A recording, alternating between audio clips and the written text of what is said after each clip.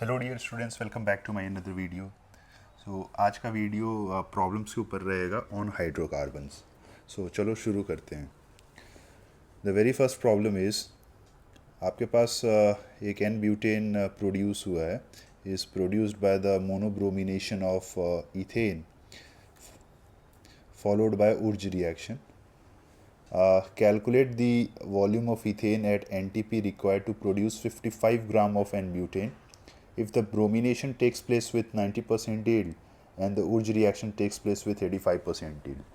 So, अच्छा सवाल है based on stoichiometry along with organics. So, it has been mixed together. तो आपके पास ethane है.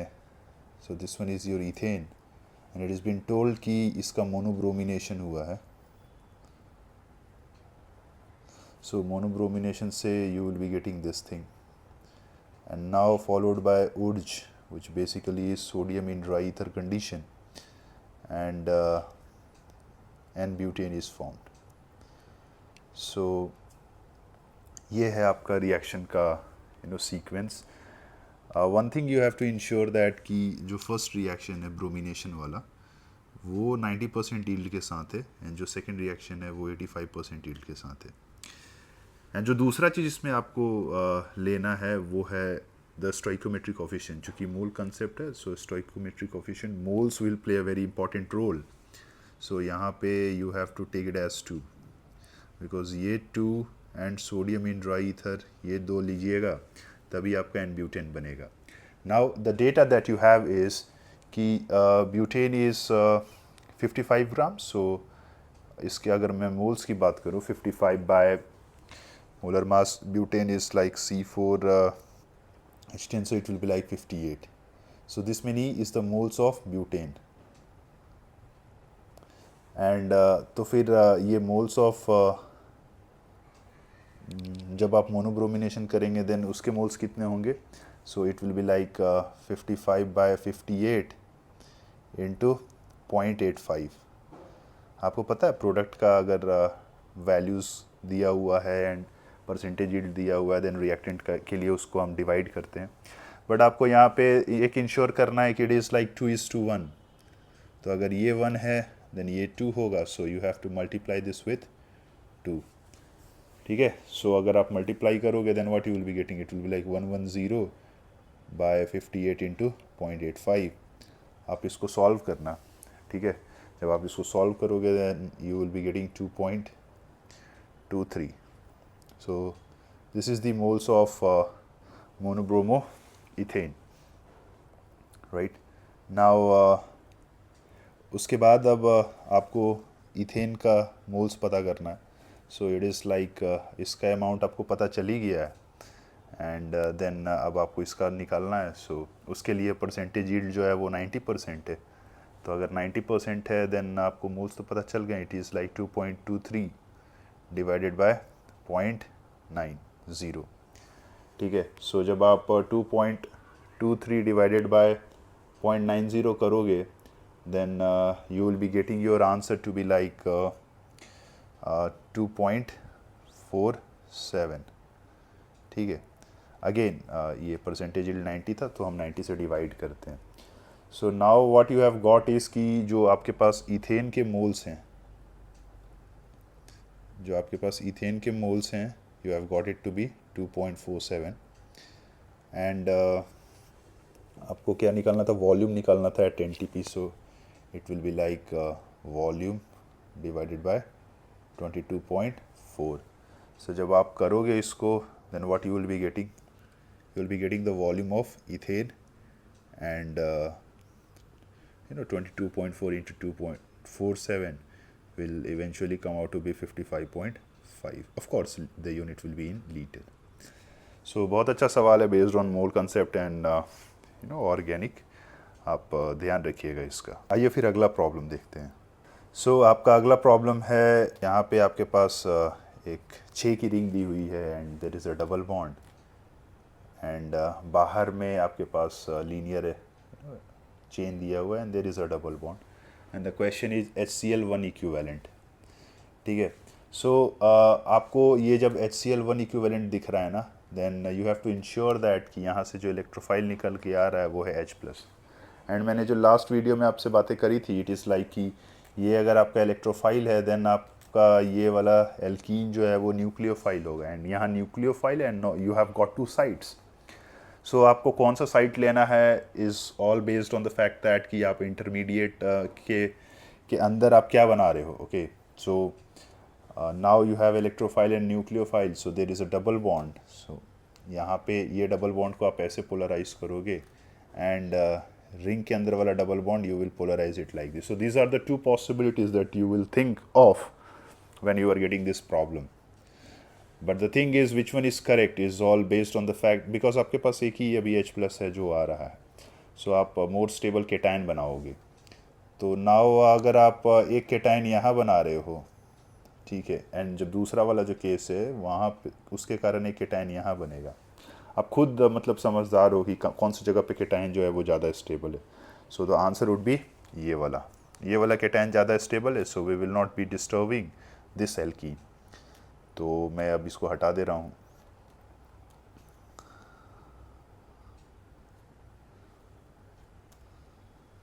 तो now what you will be finding कि ये जो H प्लस है, ये H प्लस इस कार्बन पे अटैक करेगा, which means if I talk about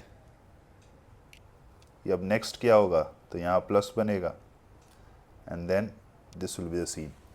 now बहुत सारे लोग यहीं पे Cl माइनस का अटैक करा देते हैं, ठीक है, इसी साइड पे Cl माइनस का अटैक करा देते हैं, जो कि रॉन्ग है।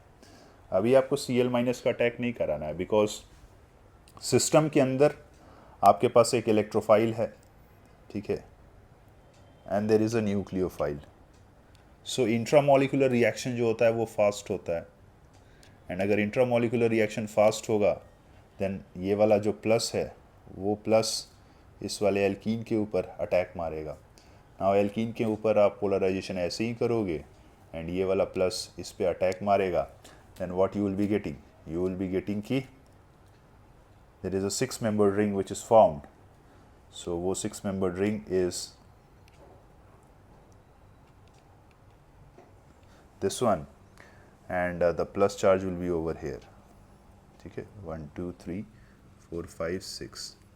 This is not IUPAC numbering and all, ठीक है, मैं ऐसे नॉर्मली कार्बन कम ना हो जाए इसके लिए, एंड कौन सा कार्बन किस कार्बन के साथ अटैच्ड है उसकी क्लैरिटी के लिए मैंने ये नंबरिंग दी है। And now you have Cl minus. So अब आपके पास Cl माइनस है, वो Cl माइनस आप चिपका दीजिए, एंड जब आप चिपकाओगे then this will be the answer, ठीक है। सो बहुत खूबसूरत सवाल है, आप ध्यान रखिएगा ऐसे प्रॉब्लम्स को जहाँ पे अगर सिस्टम के अंदर ही इलेक्ट्रोफाइल और न्यूक्लियोफाइल प्रेजेंट हो देन वो आपस में रिएक्ट कर देते हैं, रादर देन बाहर से कोई न्यूक्लियोफाइल आए एंड देन उस इलेक्ट्रोफाइल पे अटैक मारे, ठीक है। So make a note of this. Now will move to the next problem, and जो आपका नेक्स्ट प्रॉब्लम है वो है दिस वन। तो प्रॉब्लम देखने में आपको थोड़ा सा बड़ा लग सकता है, बट कॉन्सेप्ट्स इसके अंदर जो इन्वॉल्व हुए हैं वो बहुत अच्छे हैं।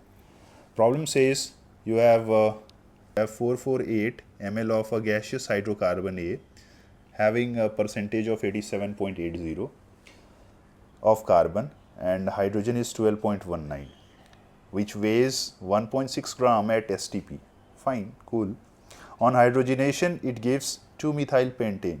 So आपके पास A है एंड यहाँ पे A का जो है वो हाइड्रोजिनेशन हुआ है, एंड हाइड्रोजिनेशन से आपको मिला है 2-methyl pentane, राइट, बहुत अच्छा। नेक्स्ट बोल रहा है treatment of A with acidic HgSO4 gives a new compound B having molecular formula C6H12O। मतलब यहाँ पे you have HgSO4 in acidic condition H2SO4, जिससे कि आपको कंपाउंड B मिला है जिसका फॉर्मूला क्या है C6H12O, ठीक है, अच्छी बात है। क्या आप यहाँ से इस रिएजेंट को पहचान के इस रिएक्शन के बारे में कुछ कमेंट कर सकते हैं कि कौन सा रिएक्शन है and all? So the answer is Kucherov, and अगर कुचरोव है ये HgSO4 H2SO4, मतलब कहीं ना कहीं A के अंदर जो है वो क्या है, triple bond. Because triple bond के इलेक्ट्रॉन्स को लूज करने के लिए हम लोग मेटल्स का यूज़ करते थे, राइट मतलब ए के अंदर ट्रिपल बॉन्ड है। नाउ नेक्स्ट जब आप जाओगे, compound A does not react with ammoniacal AgNO3, ये जो आपका ए है ये AgNO3 के साथ कोई रिएक्शन नहीं कर रहा है। एंड दरअसल जो AgNO3 है ना, ये इसका यूज़ हम लोग करते हैं for testing of terminal alkyne.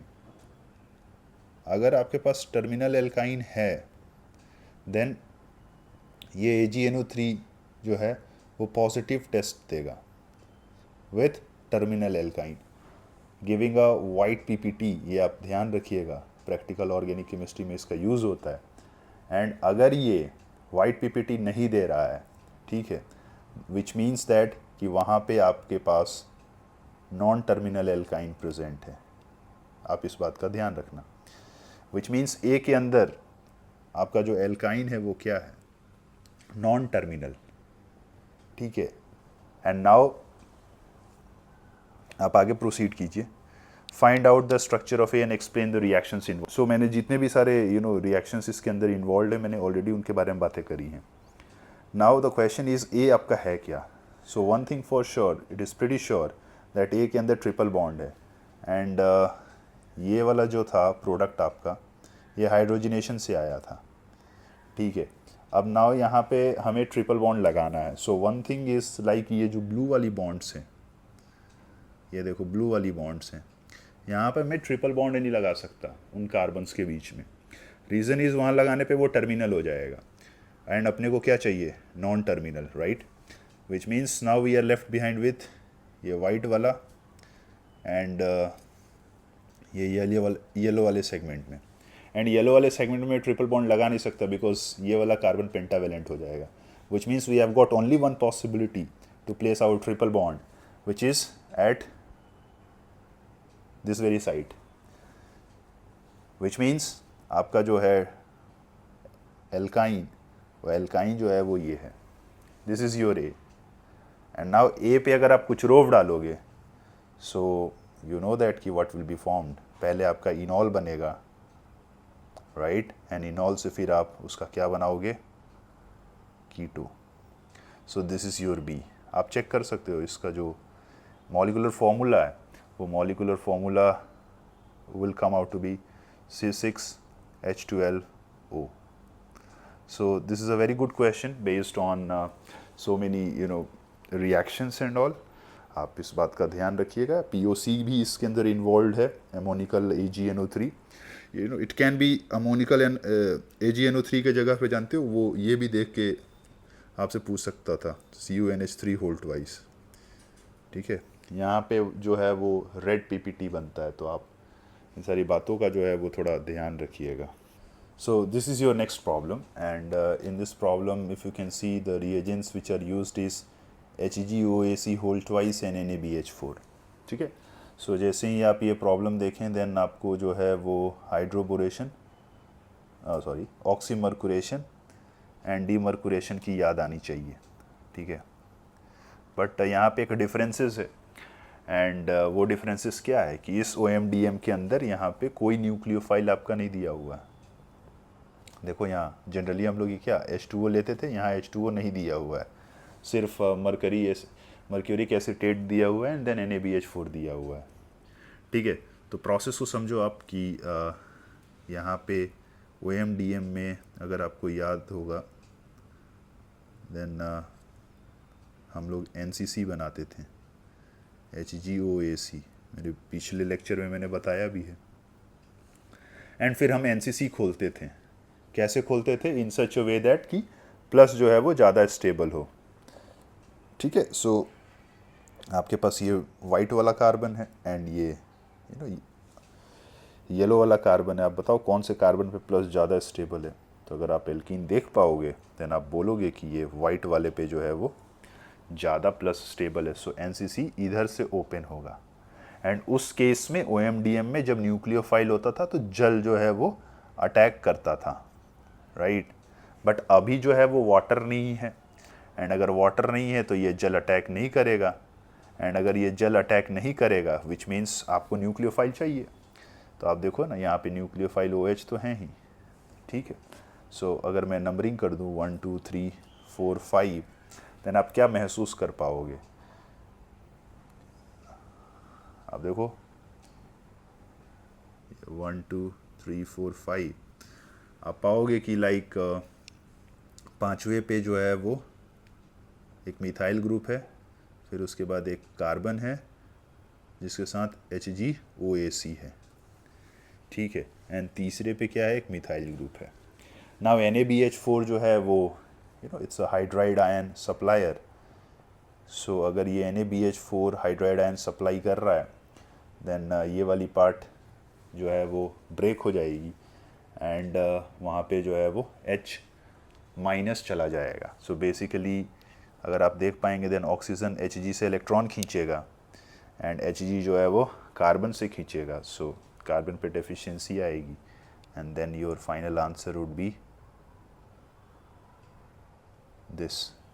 So again it's a very beautiful problem based on OMDM, जहाँ पे न्यूक्लियोफाइल नहीं दिया हुआ है आपके पास इन क्वेश्चन, बट इंटरनली जो है वो दिया हुआ है in the form of OH, ठीक है। सो आप ध्यान रखिएगा। का जो अगला प्रॉब्लम है वो है, बहुत लंबा है ये।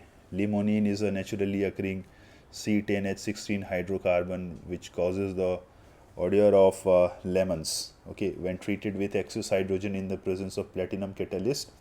It takes up 2 equivalents of hydrogen. When treated with ozone followed by zinc in acetic acid, it forms 1 mole of formaldehyde and 1 mole of tricarbonyl compound shown below. You have to tell a suitable structure for this limonene if it has a 6-membered ring. So now आपके पास ozonolysis की product दी हुई है and then उससे आपको जो है वो limonin बनाना है, ठीक है। सो मैं इसको यहाँ पे लिख दे रहा हूँ, चलिए ठीक है यहीं पे कर लेते हैं इसको। आपको पता है ओजोनोलिसिस का जब प्रोडक्ट दिया हुआ रहता है तो उससे जो है वो रिएक्टेंट हम लोग पता कर लेते हैं। कैसे? तो जो भी कार्बोनाइल वाला सेगमेंट होता है ना, उस कार्बोनाइल वाले सेगमेंट को क्लब कर देते हैं, ठीक है। एंड कार्बोनाइल इन ऑक्सीजन को बाहर निकाल के we are putting a double bond. So एक केस यहाँ से हो सकता है, दूसरा केस इन दोनों से हो सकता है एंड थर्ड केस जो है वो यहाँ से हो सकता है, राइट आप समझ रहे हो। एंड जो चौथा है वो ये फॉर्मल्डिहाइड वाले सेगमेंट के साथ भी हो सकता है, ठीक है। नाउ अब आप हमें ना कुछ इस तरीके से यूं करना है चीज़ों को जिससे कि जो है वो मेरा 6-membered रिंग बन जाए, ओके। तो 6-membered रिंग बनाने के लिए अब मैं क्या करूँगा? सबसे पहले तो ये जो बड़ा वाला जो कंपाउंड है उसके अंदर मैं चेक करूँगा। सो 1 2 3 4 5, देखो मैं ये जो कार्बन है एंड ये जो कार्बन है इन दोनों को क्लब नहीं कर सकता बिकॉज वहाँ से मुझे 6 की रिंग नहीं मिलेगी, राइट। नाउ नेक्स्ट मैं इधर जाऊँगा नीचे 3 4, मैं ये वाला कार्बन एंड ये वाले कार्बन को भी क्लब नहीं कर सकता बिकॉज वहाँ से भी मुझे 6 की रिंग नहीं मिलेगी, विच means now I am left behind with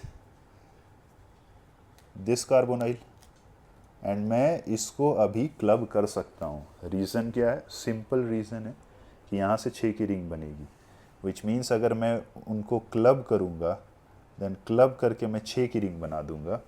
so this is 6th and this is 1st, 2nd, 3rd, 4th, 5th and जब मैं इन दोनों को क्लब करूँगा देन मैंने आपको बोला ना ऑक्सीजन हटा के कॉम्पनसेशन के तौर पे हम लोग डबल बॉन्ड लगा देंगे। So between 1 and 6 there is a double bond and अगर आप देख पा रहे हैं देन 1 पे क्या है? मिथाइल ग्रुप है एंड चौथे पे क्या है? चौथे पे कार्बोनाइल है, राइट। सो अब ये सही सेंस बैठ रहा है, 6 की रिंग बन गई एंड नाउ ये जो आपका फॉर्मल्डिहाइड वाला पार्ट था वो इसके साथ एसोसिएटेड हो जाएगा। तो फाइनल आंसर क्या आएगा? फाइनल आंसर यहाँ पे CH2 हो जाएगा एंड देन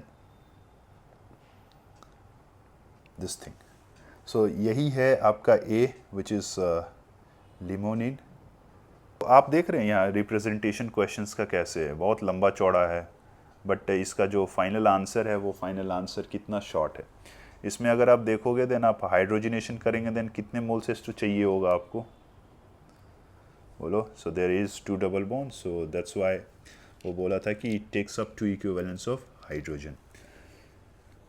ठीक है, सो पढ़ाई करते रहिए, फिर मिलेंगे अगले वीडियो में अगले खूबसूरत प्रॉब्लम्स के साथ। Till then take care, bye bye.